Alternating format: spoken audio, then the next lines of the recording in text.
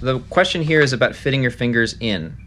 When you're Good playing question. the A chord, it says, "I'm learning the A chord and I can't fit I can't fit my fingers into between the frets." What do you tell your students when they're just starting Yeah, that's a great question. Here, I'll try to angle my screen on just this chord here. So one of the things that I think is most challenging about the A chord is that people don't arch the fingers of their left hand enough.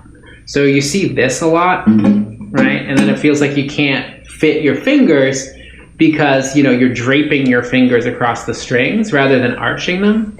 So what I would really recommend is to arch your fingers as much as possible, and that tends to give your fingers enough space. I have pretty big hands too, so it's not. Can you angle yourself so we can see Oh yeah, sure. Underneath them, basically? Yeah, sure. Is that better? Yeah. So there's that, and then another thing is what you do with your thumb. So you see a lot of people putting the thumb behind the neck, right? Right, like that, and that works pretty well just for reinforcing the strength of the left hand. I personally like to kind of wrap my thumb over the neck, and that also blocks the E string out. So if you're strumming rather than arpeggiating,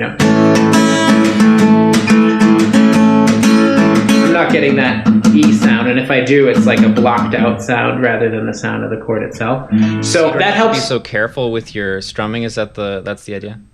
Yeah, exactly. And then in terms of fitting your fingers, if you're arching them, you should really have less trouble doing it. But sometimes it's a case of, and people run into this with bar chords as well once they start doing bar chords, that it's like, can I fit my fingers into the fret? You can if you're arching your fingers properly. And a lot of that's just experimenting with the thumb and seeing where the best thumb placement for you is. I mean, there are some good rules of thumb, pun not intended, but that worked out quite well. Some people do it, again, over the fretboard. Some people do it right behind the neck, right behind the chord.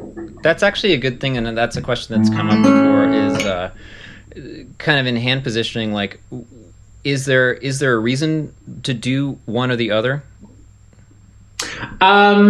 Yeah, that's a good question. I think one thing that people sometimes encounter, so Jimi Hendrix would play a lot of these chords with his thumb over the fretboard, and I think that was to allow him to do little fills when he was inside the chord.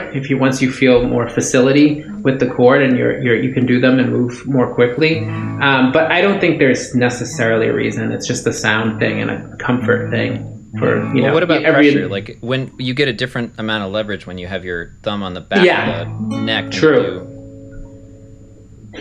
Yeah. I mean, both ways are good. I find this a little awkward. I mean, it works. It makes a good sound. It helps you to arch your fingers. But it's a little awkward if you're switching pretty quickly between chords, because this just isn't something you do very often unless you're doing a bar chord. Right? I gotcha. I wonder if maybe once you get more strength. Well, I have a question about something that I saw you do, actually, and this isn't on the list of questions that I have the people sent in, but I noticed that when you're fingering that A chord, you're using your second, third, and fourth fingers. Yeah. And people who've been playing a long time, they'll often, use what was comfortable, what's easy to change. Is it actually, one question that I have gotten in the past is, does it matter which fingers you use? Oh, that's so true. Yeah, some people do it like this as well. That's a very good question, Chris. It doesn't matter. It's kind of what works for you. I think the first fingerings that you learn are often thought of as the easiest.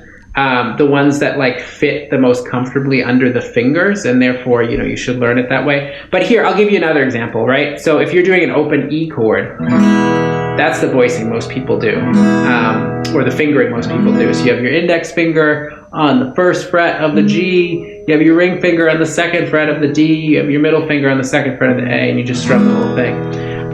When I started playing guitar, started playing the E like this. And I still do most of the time. And it still sounds fine. I mean, there's nothing wrong. I play a lot of my bar chords like that. I can do it both ways now, but I actually learned it this way first. And then later I'm like, oh, that's not actually the right way of playing it, but it works fine for me. You mean when you have your I'm sorry, I was misunderstanding what you actually were saying. You mean instead of, you have them kind of going up in a line instead of up and down. Exactly. Exactly. And it works fine for bar chords, right? Because this is the E shape, and we could move that over and make it a bar chord and make it an F bar chord, and it works very well. Gotcha. That's actually a good segue because Maria, I see that she's not actually in our Zoom, but she commented on our Facebook live broadcast.